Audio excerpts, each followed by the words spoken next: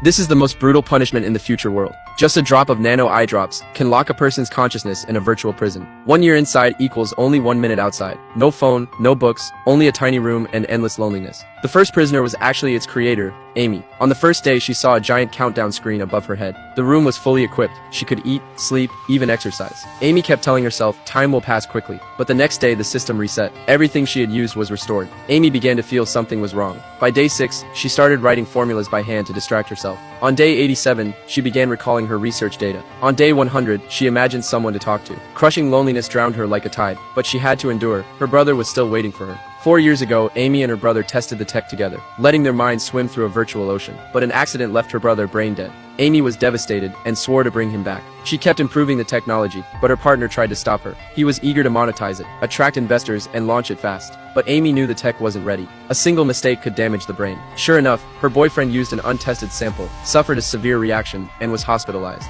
Her partner took advantage of the incident and forced her into the virtual prison for 1 year. If she survived without problems, the government would approve funding. Amy didn't want to go to real prison, so she agreed to the deal. She was locked in a room smaller than 10 square meters. Day after day, on the edge of collapse, finally she saw the number 365 appear on the screen. Amy was overwhelmed with joy, but before she could celebrate, the system reset. The number went back to 0. Everything was wiped clean. Amy snapped. She tore through the room in a frenzy. Unexpectedly, she found a system flaw and escaped the prison. But the world she saw next shocked her even more. She stood in an abandoned factory, surrounded by piles of the same food she'd been eating. It all became clear. She was never in a virtual world. She had been in reality all along. The virtual...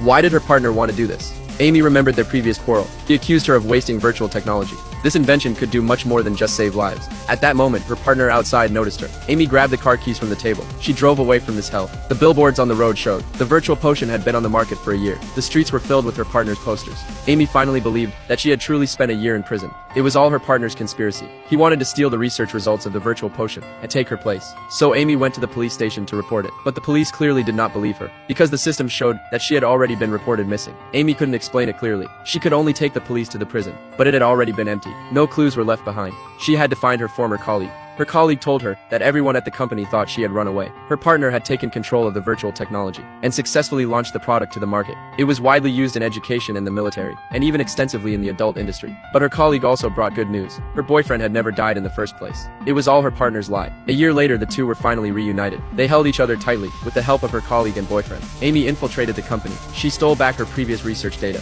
and corrected the virtual software. In this way, people could have more choices in virtual consciousness. Different choices would lead to different results. Amy hoped that her comatose brother could choose to survive in the virtual consciousness that might repair his brain death. She brought the latest version of the software to the hospital and dropped the liquid into her brother's eyes.